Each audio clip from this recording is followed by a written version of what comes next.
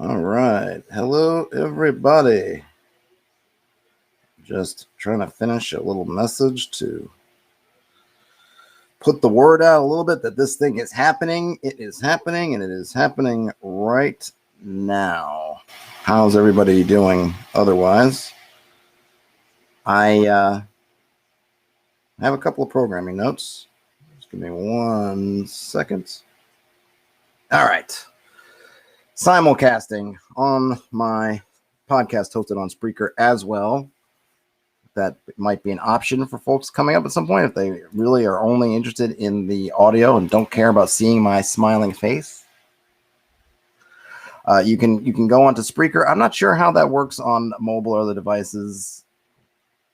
I have to look into that so I can make sure to be pointing people to the right places. But there is that option for you. Assuming you are watching or listening now, happy Friday. I watched the Suicide Squad movie last night. I feel like I'm in the vast minority, judging by what I'm seeing on Twitter. But I also know that it seems like with the DC movies, the stands and super fans get way out in front. So you see a lot of effusive, hyperbolic praise that sort of drowns out maybe more mixed reviews. And I would say that my review is decidedly mixed. I won't go into it too much at this point. Maybe it's something that later on, once folks have had a chance to see it, for one thing. I happen to have Max. Feel a little bit lucky about that, so I got to see it without having to mess with the movie theaters. But yeah, I'll save that for another day. But yeah, it just didn't work that well for me. But hopefully, if you see it and you like that stuff, I'm not a huge DC comic fan either. I just enjoy movies and things, but I don't have a lot of knowledge about Suicide Squad, so I don't know if that hurt my enjoyment of it or just put me in an audience that maybe they're not gunning for. But anyway, there was that. But it was interesting to see. I also am potentially starting a new job in a couple of weeks, and as part of that, actually this afternoon I have to go. They have to test my pee. I got a pee in a cup for a drug test. My background is being sifted as we speak for any anomalous, enigmatic events that might disqualify me from the work. I say this only to just throw it out there so that I might have to change my schedule. I'm not sure exactly what's going on with it. I'm not sure if I'm going to be remote still or if I'm going to have to go in the office or some combination. And of course, how will that affect me taking an hour out of the day or more than an hour in some things? Elfbait said they very much enjoyed Suicide Squad. Cool. I mean, I don't begrudge anyone's enjoyment of it. It just didn't work for me. But that is coming. So in the coming days or weeks or whatever, might have some changes. I might have to take a little break or figure out another time to do it when it's more convenient for whatever my new work situation may be, assuming that everything goes through, which looks like it will, but who knows? One never knows with things, so I don't want to say for sure it's happening and then it doesn't happen. There's that. That's all. I think that's all I have as far as news and notes outside of what we're here to do, which is to see what's happening on the good old OSR subreddit. So let me throw that up right now. There we go. All right. I haven't really looked at this. Let's give it another refresh just to see. All right. I'm on hot still. And I know I think I mentioned this every one of these. Should I start on the new or one of these other tabs? Hot tends to have responses, and I do like to see responses. Nothing says, congrats on the new job. Thanks. Thank you. So we'll see.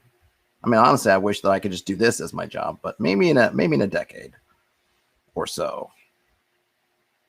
All right, so I'm going to stick with hot for right now, unless I get a vast amount of people who step in saying use a different one.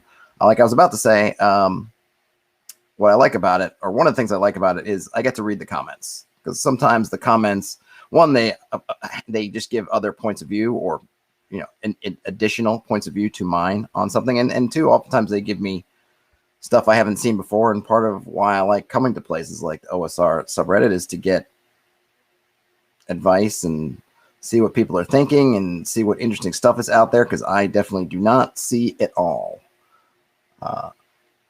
Josh Allen says top/past week might be a good spread. Is that what top does? Let me see. I'm just going to let's take a quick look at top past week. Where does that put us? All right, I'll try it this time. Thanks, Josh Allen. We'll try this. Okay, we got some covers of Japanese editions of BX. I'll skip those. They might look cool, but they're not really discussion options. I guess there's a few of those, or two of those. Metal corner protectors.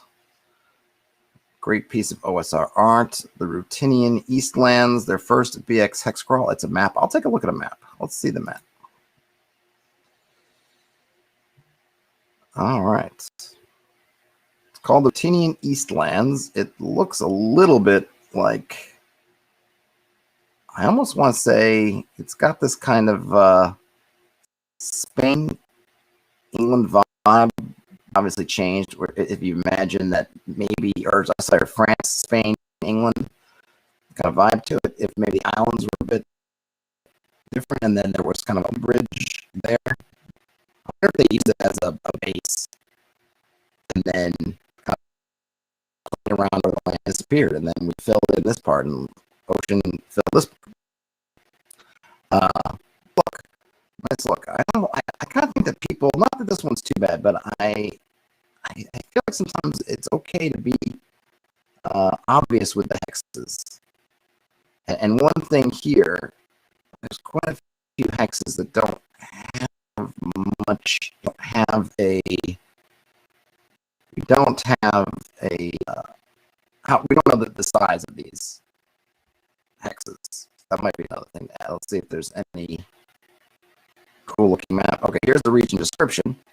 The most serene goddess created the earth from atop the primordial tree, and after working for 9 nights and 9 days, she looked upon her creation with content. And then she noticed that one people, us Rutinians, had not yet been granted their land. As she was all out of stone and sand, she pondered, and decided to give them a piece of the heavens themselves. All right, I'm not going to read that whole thing, but that's a nice Rutinian Eastlands. Though, of course, it's connected to the rest of the world, except for maybe a couple of these islands. That's interesting. I like it. It's got a nice art style, maybe a little bit browner than I might say, because I'm guessing these grasslands are brown and the mountains are brown, the hills are brown, a lot of brown and kind of gray, but yeah, it's cool. Oh, and let me give them a thumbs up for me. Excellent work. I'm sure some folks would be super happy to play in there. Let's see. Crackly. Let me turn up the juice. Audio better cleared up? Okay. It looks like my connection's kind of garbagey at the moment, so apologies. Radio say, okay, so everyone's hearing crackles on the line. Hopefully it is better, because there's a lot of crack. Okay, Ray, it seems better. Okay, good. Yeah, because my internet looks like my bandwidth is kind of up and down a bit, so thanks for letting me know about the audio crackling. Yeah, it's a cool map, I think. Radel C says, just catching up in the chat. Any interest in the new Worlds Without Number? Yes, I am interested in the new Worlds Without Number. It's on my list to check out. It seems like it's a huge tome, so it might be one of those that I pick out pieces to look at, much like I did with Into the Word and Wild, where I looked at their wilderness mechanics, or I think a while back I did with the Black Hack, where I looked at some of their hex crawl kind of random generation things. Maybe I'll be targeted and pull stuff out of Worlds Without Number. Lanny Tucker says, good morning. Good morning. And I'm showing all green on the bandwidth, so hopefully that is the end of my audio issues, or video issues for that matter. All right, let's go back to the OSR. All right, someone found a bunch of lead figurines at Goodwill. I never make those cool Goodwill finds. I see people posting about all the amazing stuff they find in Goodwill. I haven't found that. Looks like Necrotic Gnome has released some post-apocalyptic, I don't know if it's a setting or a rule set. Looks like maybe a rules book for Old School Essentials. So check that out if you like Old School Essentials and you are looking for a post-apocalyptic version. Let's see. We got some more comments. Classic Rando says, Worlds Without Number is an absurd amount of incredible content for free. It seems like it. It is a ginormous book. And then Nothing says, my humble opinion, maps don't need to look so nice. I prefer utility, like show the hexes. Yes, I agree. you know, when people post these stuff on Reddit, they usually are doing it because they want to show off the look and feel. I think absolutely in terms of just for my own usage, I definitely just like kind of classic hexes with the classic symbols that just make it super easy to read. I can tell where everything is. But you can't, you know, I'm not going to tell people, boo, yours looks pretty, or you want to make it look nice.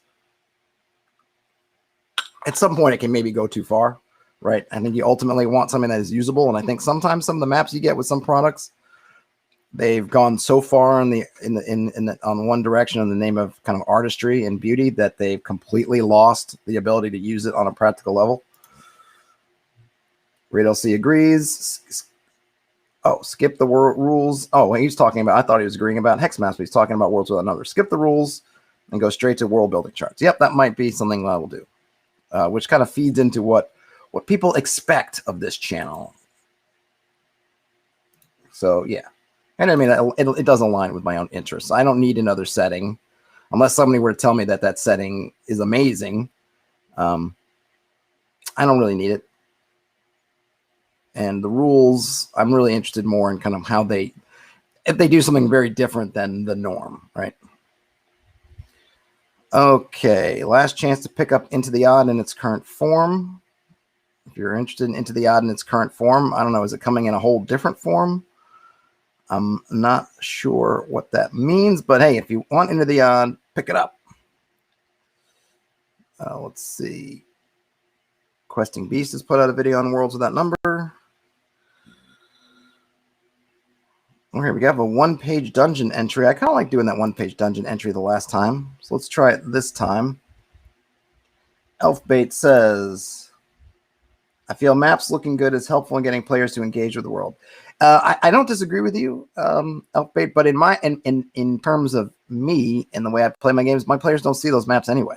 I never turn over those maps. Maybe one really basic regional map if I think that they would know the region, but in that case, it's not a hex map. I don't put the hexes on it. It's more of an artistic map in which they'll sort of have to guesstimate the distances and that kind of thing. That it's not something that's it's not for them for real practical purposes other than placing them generally in the region of the world. All right, so this one, see if I can open this larger. Can I? I can. Whoa, too large. All right, this is super big, but at least we can get in there.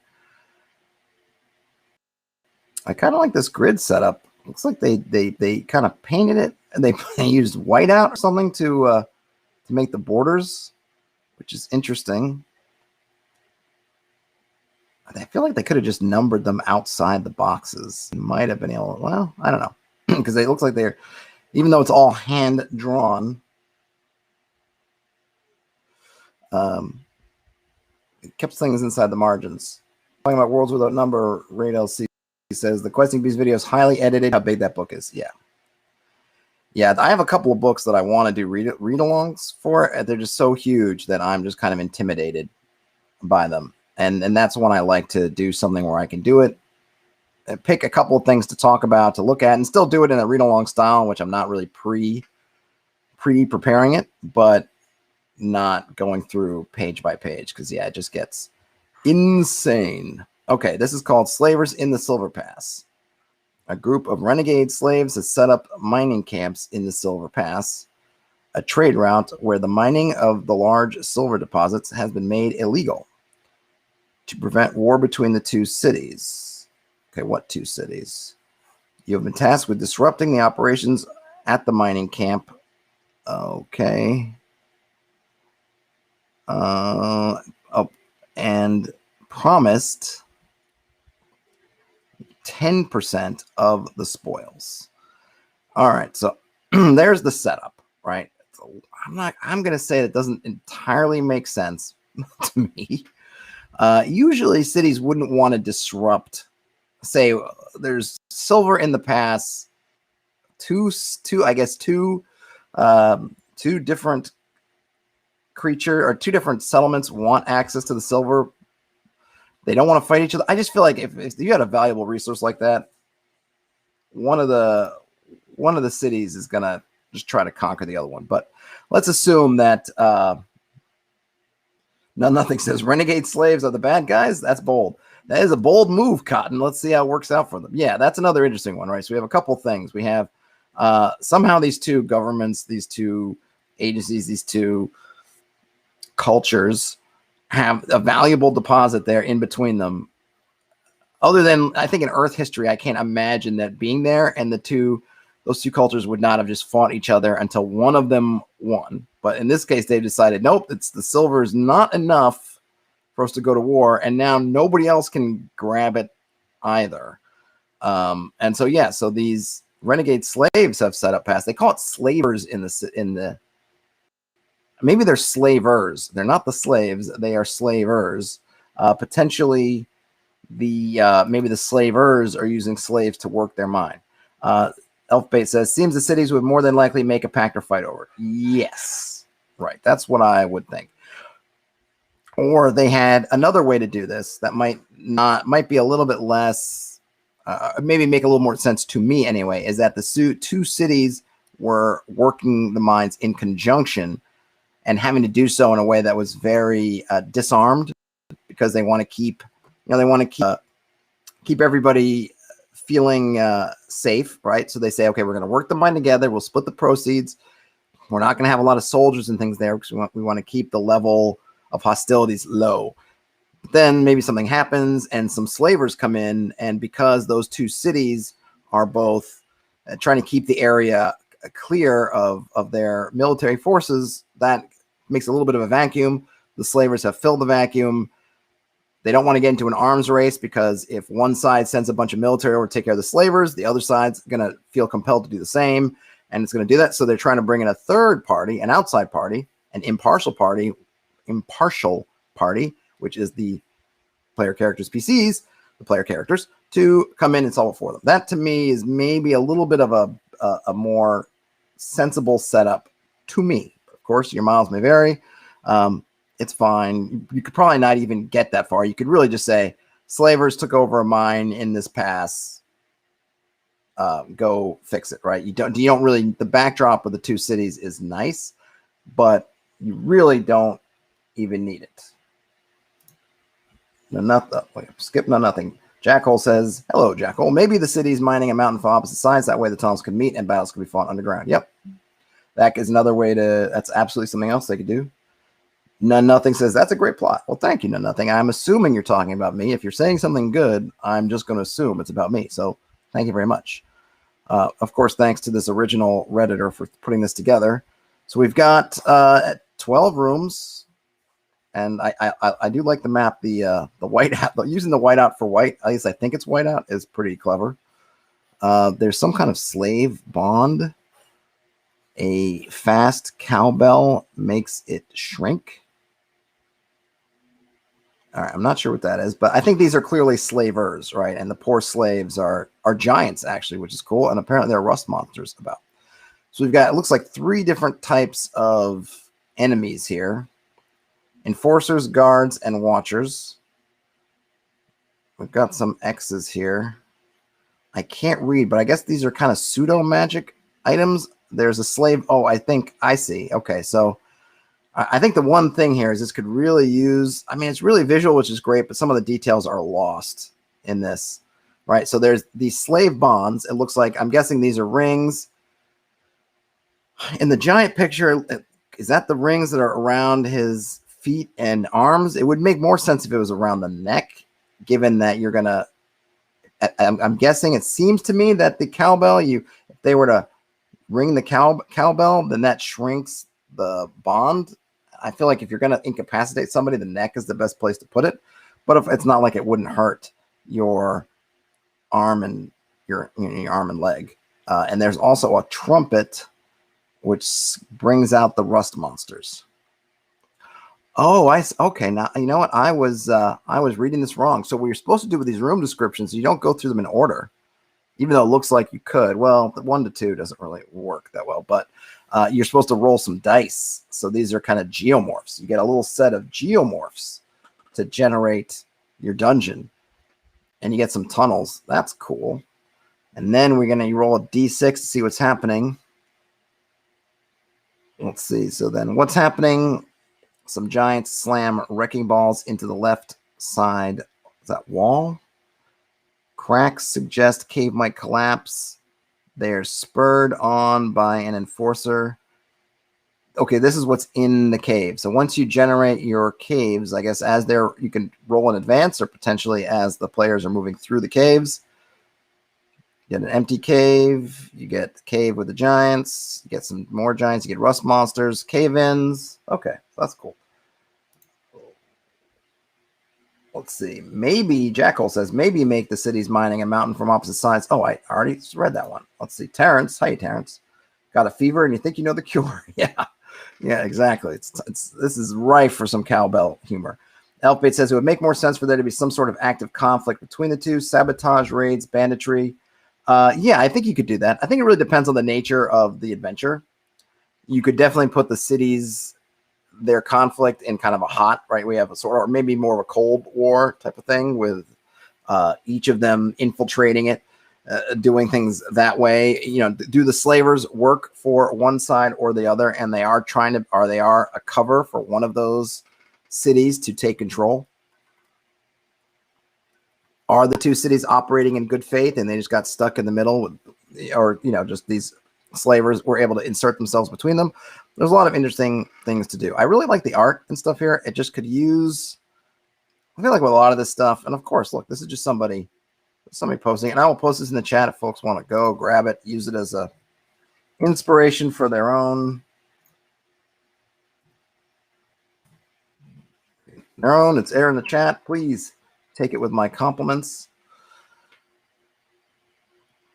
It's a nice idea. It could use a little bit of, I feel like this should be like a first draft, right? Go through, give it another read, see about cleaning it up, maybe bring it into a digitally so you can maybe I don't know. I don't even know if you can do it. Cause I mean, I really like the fact that it's handmade, but just, it could use a touch more love, but nice work. Nice work. Okay, we've got finally starting an OSC campaign for a formerly 5th edition group. What level 1 module should they start with? Looking for something classic. All right, so this is definitely right up our alley. Let me, before I forget, gives a thumb up vote to our fellow Redditors. Let's see. I really want to start to get a very authentic feel for this campaign. Oh, this is, sorry, I should be mentioning this, the authors, and I forgot the Redditors. This one's posted a couple days ago by Bad Russell. They really want to get an authentic feel for this campaign, although I do have all the adventures from the OSC Advanced Kickstarter campaign. What is a good first campaign for a basic expert? Currently, I own Temple of Elemental Evil, Against the Slave Lords, Horror on the Hill, Keep on the Borderlands, and The Lost City. All right, my choice of those definitely would not be Temple of Elemental Evil. I'm assuming he owns one of the big ones and not just Hamlet. So I would immediately take out that one.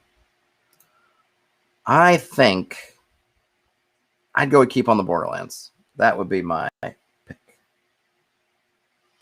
Elfbait says it makes a great seed. Absolutely. Keith and also says Keep on the Borderlands. Yep, that would be my choice. My choice would be Keep on the Borderlands. Reason being, it's a little bit more forgiving than Horror on the Hill in terms of your ability to get back to a safe place. Not just a safe place, but somewhere you can resupply. Horror on the Hill. Oh, and I have read-throughs of both these on the channel if you want to go cruise there and you're curious about them. I've gone through them extensively, practically room by room. But Horror on the Hill, you have a keep, much like Keep on the Borderlands, except you have to cross the river to get to where the adventuring area is, and it's hard to get back and forth. You kind of have to do some planning in advance if you plan to go back to, I think it's called Guido's Keep. If you plan to go back and forth to Guido's Keep, you really have to do some planning because you're separated from there by that river and you can't easily get across. And then there's a point in that adventure after which you cannot go back at all. So it's a little less forgiving, and you know, it still has a lot of the freedom of exploration, and you can build up your own sort of plot, you know, adventuring plots and kind of what's happening in the area and this and that, but it's a little bit less flexible and a little bit tougher, I think, on a new party then Keep on the Borderlands, which has the keep, and it obviously has the Caves of Chaos, but you have mostly free travel back and forth. There's nothing really preventing you from getting back if you're in good enough health. So that would be my choice. You could also really introduce the idea of having different factions of creatures and using those languages that hopefully your players have with different of these creatures. You can do some of that bargaining and stuff. Heart of the Hill does have some of that element too, and has some interesting individual factions or creatures up there, but I would probably go with Keep on the Borderlands. It's been a while since I've worked against the Slave Lords. Is that one of the I'm trying to think about, is that the one where they start off basically without anything and imprisoned? If that's that one, that makes a good first adventure, because you just start off, you're in chains or you're in a cell, but also tough, right? Because they're starting off with nothing and they have to really think to get going. So some people might like that. Maybe for a new group, I don't know. I mean, they're coming from 5e, and I don't know what their 5e experiences are, so maybe that will work well for them or not so well, but I think I would go Keep on the Borderlands. Elfbait says, it already has a lot in it, plenty of room to add your own stuff. Absolutely. Classic Rando says, the Evils of Ilmire is a fantastic hex crawl for low levels. Yeah, I can't disagree with that. Classic Rando says, it's also super easy to run. We've got Lonnie Tucker says, good review on both, by the way. Oh, thank you. And then we got Raid LC says, Tomb of the Serpent King is a good starter dungeon, but not classic. Then Keep. I think there's a Kickstarter product out there that's modern and fills out the Borderland. Could be mistaken. No, I think you're not mistaken, Raid LC. I believe there's Goodman Games that's putting out these massive books that have the original adventure and then a whole bunch of newer material. But I think they're geared. The newer stuff they're putting is geared for 5th edition. I think. I don't own any of those big books. But I think the additional stuff they do is 5th edition. Not to say that you can't convert it back.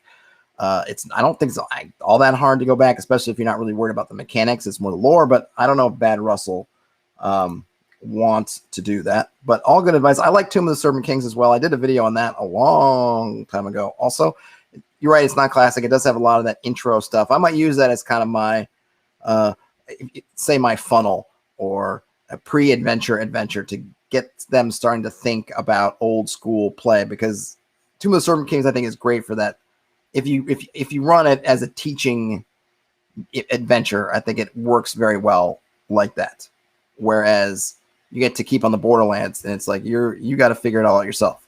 So if these guys are from 5e and they really don't have a good sense of what is required of them in an OSR game, having that kind of as a pre-adventure, hey, let's play this part of session 0, part of session -1, and then get to the keep afterwards. That's definitely not a bad way to go. Let's see if the comments have anything interesting. Justicar 7, nothing is more classic D&D than Keep on the Borderlands. That's true.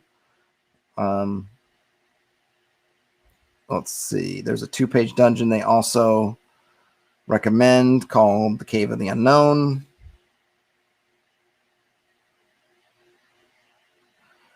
And then Epic Repair Time. Well, he also says, so sorry, Justicar 7 also says about the keep. Oh, no, it says he's talking about the cave. But then Epic Repair Time replies, the hidden part of Keep on the Borderlands is that the keep is as much the objective as the caves. Look at how they stat every guard and inventory, every spear.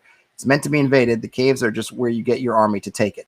I don't know if I would say that that's just as much. But I don't know that I would, I guess I don't know that I would say that the hidden concept is to take the keep.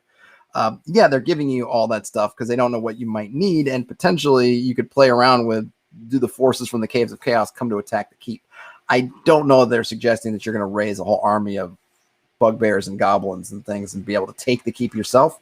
But certainly that's a fun way to do, especially if you want to have it be more of a long-term thing.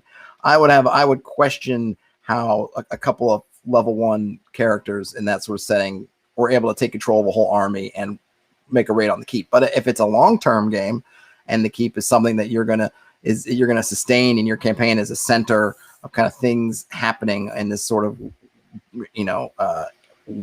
borderlands area, then that certainly could come into play down the line.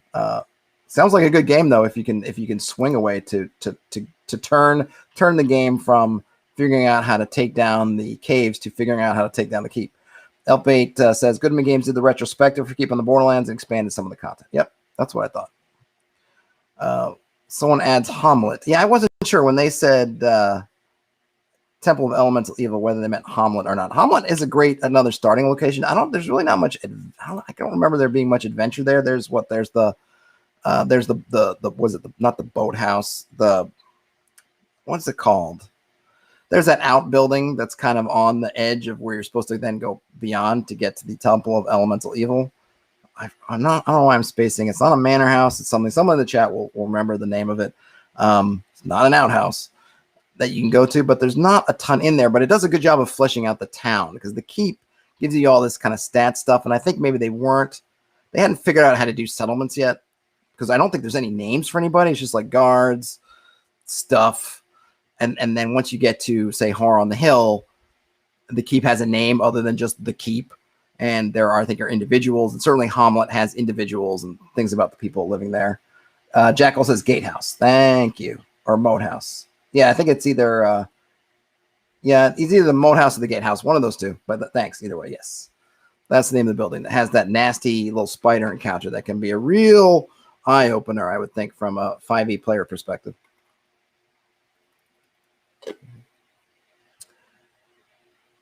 All right, someone else mentions this other. I'll have to come back to this thread, check out some of these things that people are linking to. Mike's World, The Forsaken Wilderness Beyond, which I guess does some fleshing out of around Keep on the Borderlands.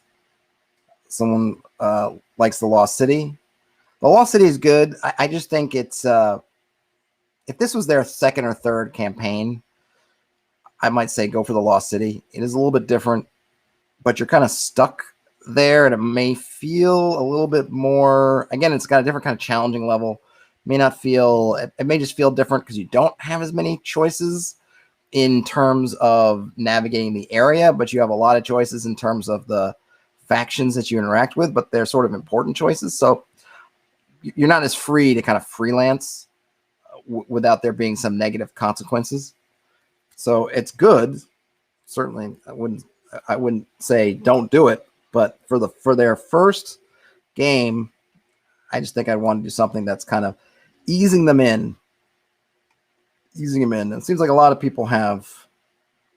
I guess the moat house. Someone else, Thor 2, brought up Hamlet and called out the moat house. So either way, gatehouse, moat house, it's all good. Someone's made a post about OSE Planescape submitted by Talk to the Wizard. I guess we could take a look. All right. So it looks like they're maybe looking at doing some conversions. I'm not sure I'm going to have much to say about this. Oh, Josh Allen says the only cabin to glance at it yesterday. Well, hey, that's just the edge you needed. You were the right person at the right time to throw out that key piece of information. Okay, so Talk to the Wizard says they have the AD&D box set for Planescape, but they want to port it to be compatible with old school essentials. Anyone already done any of this work and linked to some good resources? They've read the Planar Compass, but it's more Spelljammer. The Urban Crawl standbys are not looking for general OSR weirdness to bring to Sigil. Rather, they intend to bring these elements to their old school essentials game. They want the 9-point cosmology. They want racist class versions of Tieflings, Azamars, and Genasi, and a whole bunch of other ones. They like the Planar Compass style psionics. They need a good monk, a wild mage, and some kind of human multi. And then the big one, not all the factions' benefits and drawbacks translate well. So I guess they'd want some translation of those. A good labyrinth for under Sigil. So I guess they're on the right track, because I would say when you go and you look at the rules compendium, which I know is working off of BECME as opposed to BX, but they're very similar at their core. And you look at, they give you rules in the back of the rules compendium for taking AD&D from a DM's perspective and porting it to BECME. But I think it works just as well for BX. And you'll notice there are very few changes from a monster standpoint, from kind of on the GM side of the screen. You can port a bunch of that stuff over with doing almost nothing. As far as the player side, right, there's a lot more. I mean, bringing in the 9-point alignment is easy. Racist class versions of all those different creature types. I mean, that's a big to do. Looks like somebody's got someone's suggesting to tweak the advanced fantasy classes from OSE, which I have not read, but I'm assuming are good. Marcello Sepulveda says, regarding OAR adventures from Goodman Games, they include the original adventure, often more than one version, and the 5e conversion. Okay, so that's back for Keep of the Borderlands. It's good to know. I mean, those Goodman Games books, they sound amazing. I've flipped through them a little bit in game stores. They're heavy. They're huge. And frankly, part of the reason why I haven't picked them up is, not really looking for the fifth edition content part of it. I have the original adventures. And I guess as much as the different versions, things like that are kind of interesting. I don't know if they're interesting enough for me to get them. And then the books are huge and just for space. I don't have, these things are massive and I don't have a ton of space for those kind of massive books right now. So that's the only reason why I haven't done it. So someone's got a bunch of links. I don't really have anything on this topic. I'm kind of hoping that maybe there'll be some response to this and they'll post some of the conversion stuff. I would be interested in seeing the some of these creatures as classes. I think the spell sword is basically the elf class. It's just not a human, and you can take away the elves, take away some of the clear elven abilities, and maybe drop the XP requirements slightly or give them something else. And then that's for the spell sword and the spell thief. I think you can do kind of similar. Look at what the elf does. Maybe even out the XP a little bit, and then think about, well, instead of them having fighter wizard, it's wizard thief. I don't know. I feel like they could be fairly easy. Those other creatures class ones may be a bit more difficult. There's an upvote. I definitely dig Planescape, though I never played in it much myself. Okay. So we've got, here we go. All right, let's see this one. Posted by T Saxon 242. Do I wake the sleeping beast? It's a classic adventure scenario right here. Oh, it's a cat picture. Well, I'm always down with cat pictures. And one day I'm going to set up a webcam that I can switch to, because I have a cat that's essentially sitting right over there, right off camera on the bed, lazing around. And I could cut to cat cam. That's cute. Take an upvote. Take it up, vote, Mr. Redditor. Okay, we've got an tweaked anti-hammer space inventory tracker with encumbrance. That's cool because I'm always looking for. Whoa, this is a long bunch of text. Okay, an updated. Okay, so this is kind of a work in progress. This anti-hammer space is just a different way of doing your inventory. It's kind of filling out. You're sort of. I've seen some different versions, right? But you're kind of filling out things in these squares. You can only hold so much. So instead of trying to worry about the weight, the coin weight, or whatever other weight you're trying to look at it, you would work with these containers locations, right? So you have, right. So, and then, large items fill one container, small items fill one slot. So you can either put 3 small ones, 1 large one. You could even potentially have medium that fills up 2. And then you can have encumbered, and then you have your stuff here. So this is pretty good. These work well, I think. I don't know if there are electronic versions. I guess you seem to indicate there might be. They're just good for doing a simplified encumbrance system where you're still tracking encumbrance, except you're just not. It's not as granular. I don't feel like these things lose too much as long as they don't get kind of crazy. Some of them you get where they seem, to me anyway, sensible, but then they say something like, but you get to one point, it's like unlimited tiny things. And I don't want unlimited anything. I don't want unlimited caltrops. I don't want unlimited whatevers, because I feel like maybe it's just me and my experience with players. I just feel like they end up just dumping caltrops anywhere. What do you mean? It's unlimited. Yeah, that's where you would pull out the usage die or something else to kind of manage that a bit. Okay, so upvoted that, but let's see what else we've got here. All right, we got a West Marches Discord using Black Hack. If people are into that. Advanced Darkness rules from Dwiz Khalifa. Don't know them. This is posted not by Dwiz Khalifa, or they have a different Reddit identity. This is posted by Martin Eden. I'm interested in Darkness rules. Okay, so let's just read his. So he's kind of riffing on these rules, but let's go to the source. I'm not familiar with Wiz Khalifa. Let's see. They run a blog called A Night at the Opera. I am going to put this into the chat so you can check it out at your leisure, if not now. There we go. This was posted a little while ago, so it's not brand spanking new. September 26, 2019, at the Night at the Opera blog, titled Advanced Darkness. Let's do some more DIY D&D and hack the rules. I'm going to introduce to you my favorite and most important house rule, Advanced Darkness. All right, I am ready, Wiz Khalifa. Speak to me. First, the overview. Okay, I'm not going to read the overview. We don't need to get in the why we house rule or what we house rule. Let's just get to the. All right, so now we get to I'm just going to skip through that first bit. I'm okay with the house ruling. I don't need a defense of why to house rule or when to do it, right? I'm fine with it. Preaching to the choir, Dwiz. Let's get to what is the problem.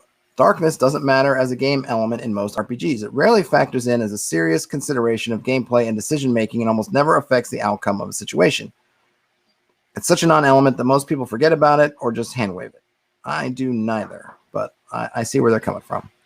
Either attaining a light source is so trivial that it's basically a non-choice, or managing light and darkness is logistically boring and or shitty and frustrating, so the DM just dismisses it outright.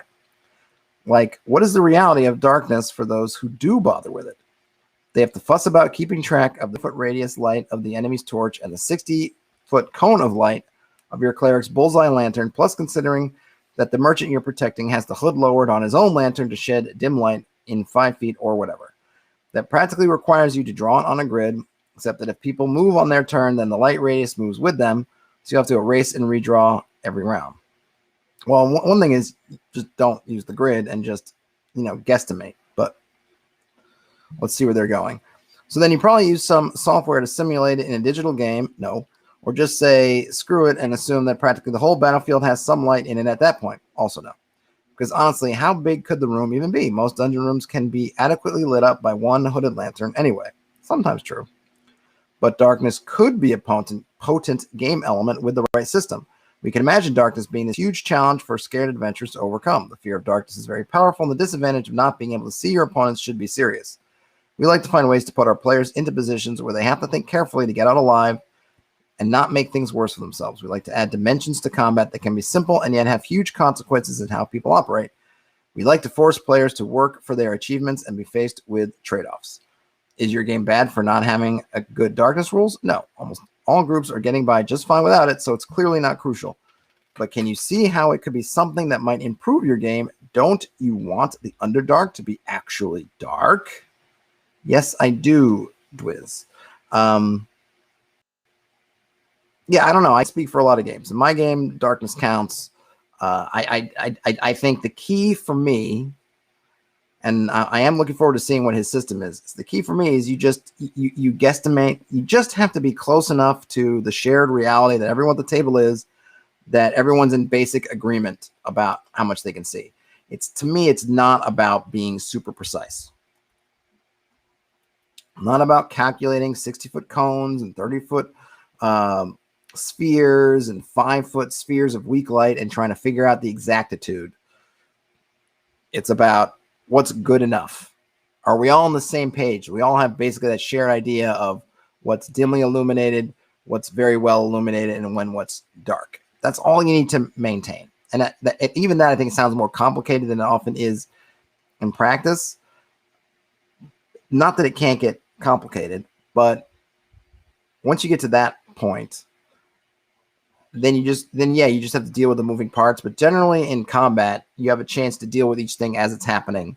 Usually the party's moving together if they're just traveling, so the light sources probably aren't going to go all akimbo when there's no conflict happening. And then once you get into combat, then you have a moment to take your brain as the fighter with the lantern moves up. You have your brain to be able to say, okay, you move up, you're holding the light. Okay, the light moves with you.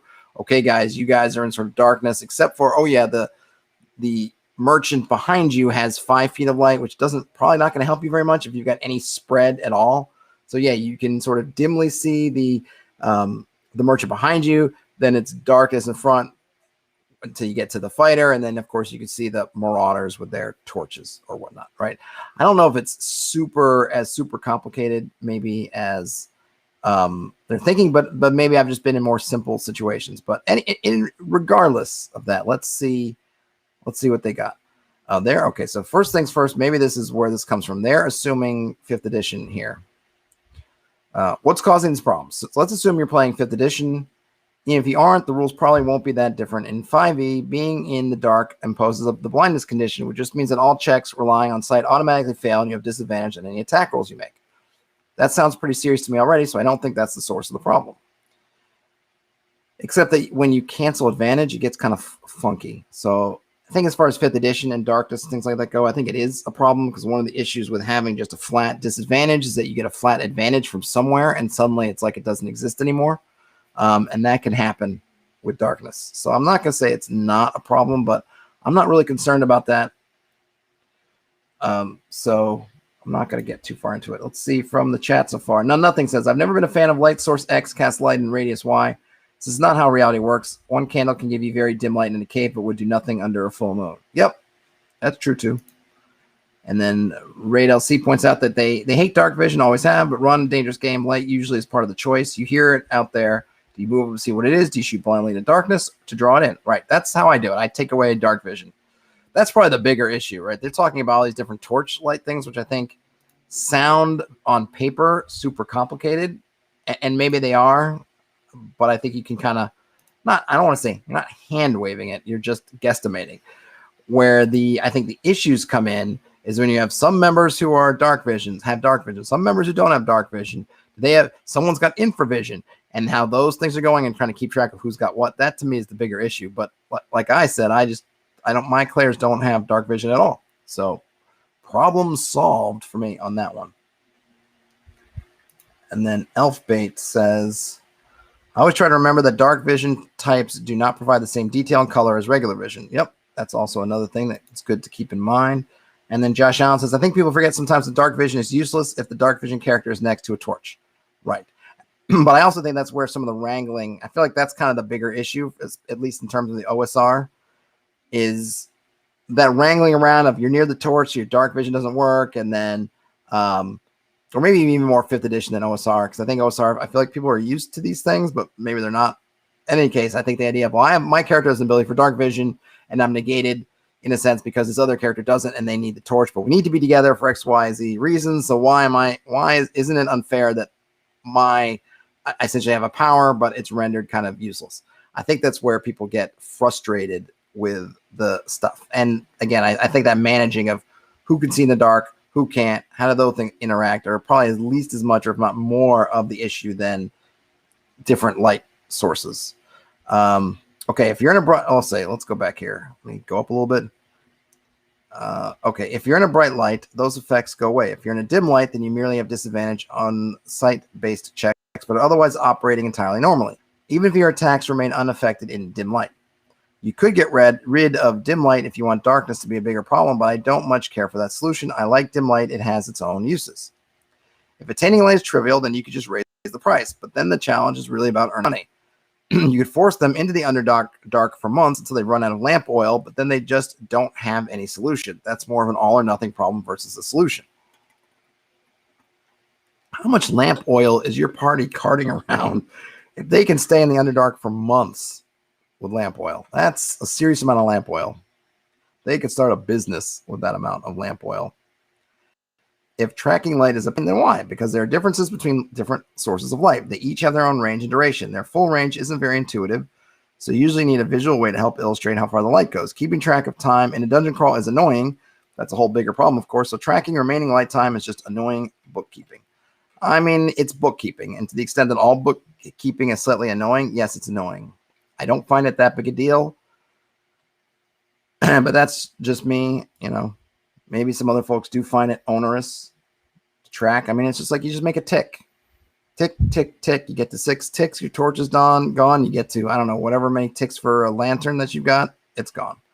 Elpate says, my character would be spending every camping session rendering tallow from the beast we killed.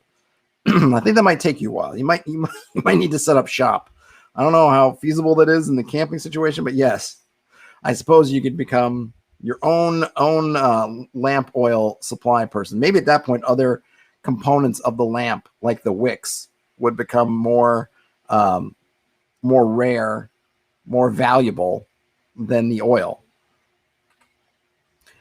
Looking for the right effect. I tried to do research on the topic. I wanted to learn about different standard light sources, and I learned that the hooded lantern described in your typical RPG, which seems to be the best mundane lighting around and lasts for 6 hours on a pint of oil, is an anachronism. In the Middle Ages, folks in Europe used candles. When you see someone in artwork with a lantern, that's just a container for a candle. People also used oil lamps, but that's more primitive than you're imagining. An oil lantern, like you usually see, seems to just be a 19th century kerosene lantern for railroads and stuff. Before that, they used whale oil. But before that, in the medieval period, Europeans used candles, and that was basically it. And this is when I realized that sticking to only allowing your players the most historically grounded candles is a pretty significant way to make light and darkness matter in your gaming. Elfbait says, cave fisher blood is flammable. Yeah, if you can find it, I suppose that's true. Lincoln says you need to start scavenging for that bioluminescent underdark fungus. Absolutely. Now we're setting up some whole, secondary economies here, right? We've got cave fisher blood, bioluminescent underdark fungi, or fungus that can be burned. Absolutely. Josh Allen says lantern equals candle plus mirrors plus aperture, like a headlight on a car. Yeah. But I think we often think about, and I run this in my game too, that lanterns are using oil rather than candles. I fall into that trope myself. So yeah. I mean, I know better when I'm thinking about it, but then I forget. The two ways to adjust the darkness is to pull back on the power light. All right, so now we're finally getting to it. Advanced darkness. Okay, candles. They're 5-foot bright light all around, plus 5 feet dim light past that, each candle lasting for 1 hour. So essentially, this is your torch. Assume everyone with a light source is using a candle lantern, and now you're working with very small, consistent, manageable islands of light that force players to start making tough choices. If they have a torch, it works like a candle. An Arabian oil lantern, it works like a candle. An advanced gnomish kerosene lantern, make it work like a candle. The light, cantrip, or some other spell, indistinguishable from a candle. Okay, so that's not bad, right? 5 feet bright light, 5 feet dim light, in essentially a circular radius. Now, the one thing that you will say, like Josh Allen just mentioned, your average, is it the hooded? Your other lanterns that work on focusing the light, you don't get that, but they just don't exist. I mean, the only thing there is then you have to work with, if your players decide to invent such a thing, because it's not something that's like, oh, I'm inventing electricity for an electric flashlight, because the idea of putting some mirrors around the light and having it more focused beam coming out from one end, I don't think for your average fantasy adventure is so far-fetched, but this is certainly a good spot to start. Logistical concerns. Conveniently, an expedition turned into a dungeon lasts 10 minutes. The DM is already rolling for random encounters every 10 minutes anyway. I hope not. That's a lot of random encounters. So somewhere on your character sheet, maybe near equipment, have 6 boxes you can check off to determine how much light is left in that candle. Let's see. Elf Bait says, real world archaic light sources actually suck. Yes, they do. Their lantern example is really flawed. Oil plus wick, raise and lower for a bigger, smaller flame. What they just said about torch is dumb too. I can't tell you how many times I pull a limb out of a bonfire, and 20 to 30 foot torchlight makes complete sense. Yeah. In this case, you're only getting 10 feet of light, which seems a bit small. I think I would keep torches in. I would go with torches. And this might be an anachronistic, but I always think of torches and smoke. Maybe if you want to use the candle, it's essentially smokeless. So it's a lot less detectable than your torch, which if you're looking at torches now, instead of being kind of things, there are just some kind of random wood, or maybe they burn faster. your torch that's just a few bundles of stick kind of wrapped together. Burns faster, doesn't burn evenly, and is liable to make out smoke. So you could definitely set up a relationship of candles, very little light, but very quiet, more stealthy because the light's not going that far, and stealthy in terms of it doesn't make a lot of, there's not a lot of, it doesn't really have a scent unless you're using a scented candle, of course. And that doesn't leave much traces versus torches, maybe some bigger light, burns brightly, burns faster, and is messy in terms of smoke and other things. So you could probably find a middle ground, right, between kind of what they're saying, but maybe not ditching torches exactly. And it's such a Hollywood trope, kind of torches. I've seen other posts that talk about, hey, nobody really used torches. It was all candles. And I get it. But, and, you know, torches are such a common feature of fantasy films and things that I might find a way to keep torches in. But yeah, if you're tracking exploration turns as a GM like you should, then it's fairly easy to track torches. I usually track the torches for the players, and when it's about halfway, hey, you're halfway down, you're kind of it's starting to sputter, sort of thing. I mean, I would love if the players track it themselves, but I usually track that because I definitely want to know for sure when their light source is going out, whereas they may not want to track it for sure. I can see as a player, oops, I forgot to track this torch, so we get a few more turns of light. Ease of use at the table. This removes all the normal inconsistencies in a combat scenario, especially with a grid. It's easy to visualize light if you can always remember within 2 squares of that guy. Maybe putting a little token underneath the miniature of anyone carrying a light source sounds harsh, but it's actually more realistic too. In reality, torches and oil lamps don't offer that much light, and they're mostly the same as a candle or candle lantern. Maybe give torches a smelling property. That's pretty much what I said. Or allow oil lamps to last longer or something if you really want to distinguish between light sources. But otherwise, we have all PCs are holding a light source. Just place a small token underneath their miniature so every PC knows got to stay within 2 squares of the mini with the token. I mean, I like using tokens. When I was playing in 3rd edition, in that 3rd edition game where I was a player, and also we played 4th edition that had lots of different status effects and things, using poker chips or other tokens of different colors to signify whatever environmental or personal effect. You know, were we marked? Were we on fire? Were we poisoned? Were we under some sort of blessing? Was helpful. So if you are playing in a grid with minis, I don't know, online, I imagine you would just use whatever. You could use light sources and Roll20 or something. I think Fantasy Grounds is similar, so it's probably not as big a deal. You can definitely do that. I mean, I play in Theater of the Mind, so no one's using minis. And it's really more about calling out. And I'm not going to pretend that we sometimes don't get it wrong with where the light is and where people are. But the point is that however wrong or right we end up getting it, it's all shared together. And it's not that big a deal. It's the mistakes we probably make are not even visible to us. We don't even recognize we're making mistakes. So who cares? It's not changing. It's not changing the whole character of the situation. You know, such goofs happen. And then he's got some other changes that might accompany this. So I'm kind of mixed. I'm mixed on this. I appreciate the idea. I appreciate what they're trying to say in terms of it.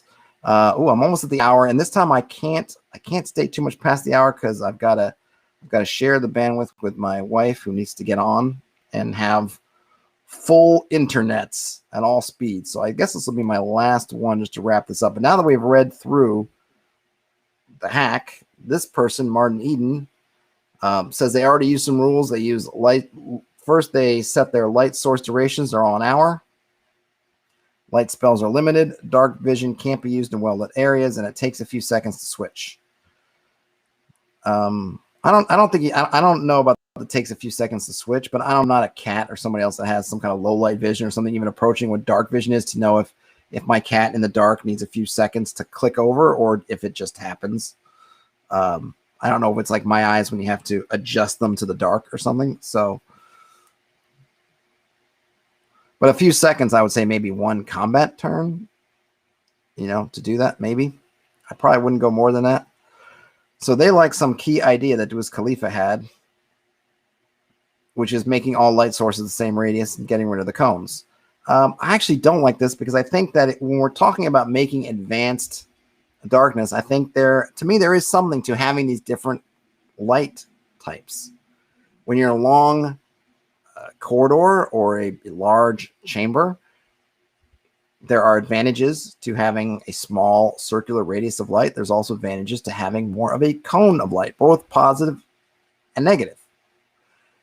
I like that the players get to choose. They get to say, I want to see far along this cone, but I also know that I am illuminated far along this cone, or I want to try to just be in this close radius where we can see around us. Maybe we're looking at a wall or a door or something else. I just need this 10 feet of light, or 5 feet, 5 feet bright, 5 feet dim effect. And then I'm not super visible maybe around, but I also don't see anything. And if there are things out there in the darkness that can see, then I'm stuck and I don't have a good chance to see them until they're 10 feet away, which is generally really bad news. I like giving them those options. I don't think I want to take them away. Darkness should be potent. It should be threatening. I really don't disagree with anything that these folks are saying. Maybe I would just try to get there a little bit of a different way. I don't find myself the tracking and stuff to be onerous. And I think, are people not using enough Excel? I feel like with worksheets and all the digital tools we have now, you don't have to use scrap paper like we used to making marks or X's on a piece of scrap paper to denote all these things. I don't know. I feel like you could set up maybe someone has set up, or maybe someone should set up some kind of Excel or Google Sheets kind of paper or table or whatever worksheet with some calculators and things built in, with some ways of just ticking a box. Doesn't Roll20 or Fantasy Grounds or one of those places have something where you can kind of automate turns and light sources? I just kind of feel like with all the tools, it should be really easy to track this stuff now. But I'm glad of anything that kind of brings this up, because I do think that the whole idea is originally brought up with kind of the mythic idea of the underworld and what it means and kind of how you're supposed to be in there. Really, part of that whole thing is the fact that the places are kind of scary, dark, forbidding. So when people kind of hand wave that way, I do think that they are missing something in the game, and I don't think they are experiencing it really as it could be. So if Dwiz Khalifa's tools and this person's riffing on Dwiz Khalifa's tools enable people to work with light and darkness in a better way that allows them to use it, to find a system that works for them so that they actually use it in their games, then even if I don't particularly love their version of it, thumbs up. And Dwiz Khalifa is in the chat. No, I mean, he responded to the thread with a long post that I don't think I'm going to read all the way through. His 5e players, Wiz Khalifa's 5e players were shocked when he introduced that darkness to them.